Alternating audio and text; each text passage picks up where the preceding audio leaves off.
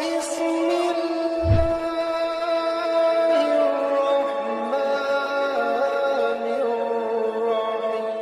اور وہ بھی میں آپ کو عرض کروں، مجھ سے ناراض نہ ہوئیے گا کہ یہ جو وسیلہ بنا کر بھی زیادہ تر دعائیں مانگی جاتی ہیں، ان کا فوکس دنیا ہی ہوتا ہے. دنیا جس کو اہل بیت نے انتہائی گھٹیا چیز کہا ہے. کب گھٹیا چیز کہا ہے یاد رکھیں، کب گھٹیا چیز کہا ہے سمجھ لیجئے گا اس بات کو تاکہ مکس اپ نہ ہو. کب دنیا کو گھٹیا کہا ہے؟ جب یہ آخرت کو خراب کر رہی ہو، جب یہ آخرت کی طرف توجہ ہٹا لے.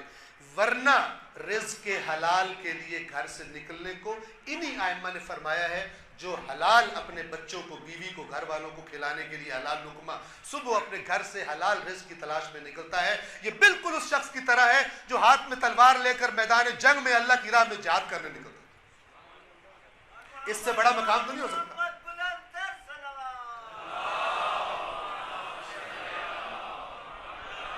اس سے بڑا مقام تو نہیں ہو سکتا.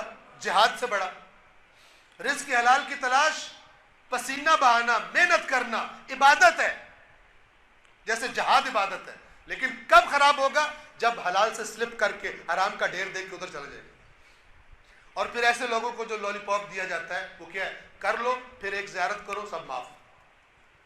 اتنا بڑا یہ فراڈ ہوا ہے قوم کے ساتھ.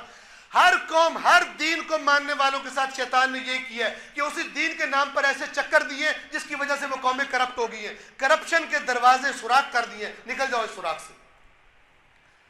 اور آہستہ آہستہ کیا ہوتا ہے؟ اللہ کی اطاعت کا جذبہ، تقویٰ کا جذبہ وہ ختم ہو جاتا ہے. وہ صفات نظر نہیں آتی، لیکن گناہ کی معافیوں کے طریقے بہت بتائے جا رہے ہوتے ہیں.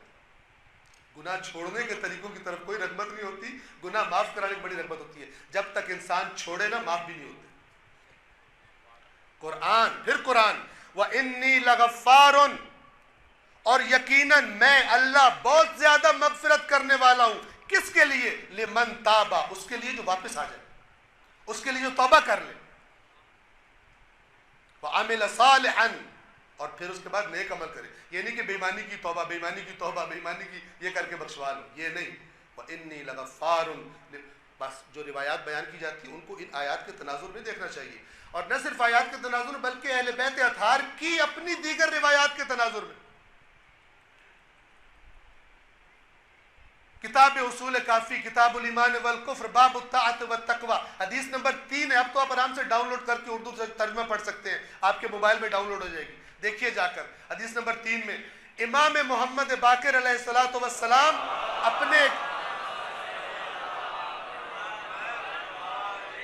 اپنے ایک صحابی جابر جوفی کو فرماتے ہیں کہ اے جابر واللہ، یہ بھی تو پتہ ہونا چاہیے، اے جابر اللہ کی قسم، ما شیعتنا الا من اتقى اللہ واطاع. جابر اللہ کی قسم، ہمارا شیعہ وہ نہیں ہے مگر وہ شخص کہ جو اللہ سے ڈرتا ہے، اللہ کا تقوی رکھتا ہے اور اللہ کی اطاعت کرتا ہے. ورنہ اللہ کی قسم اگر زندگی ایسی نہیں، ہمارا شیعہ نہیں ہے، کہتا رہے. یہ بھی تو روایات اہل بیت ہے، ان کو بھی ساتھ رکھ کے پھر باقی چیزوں کو دیکھنا چاہیے. جو چٹکی بجانے میں جنت میں پہنچا رہی ہیں ان کو ان کے ساتھ بھی رکھ کے دیکھنا چاہیے.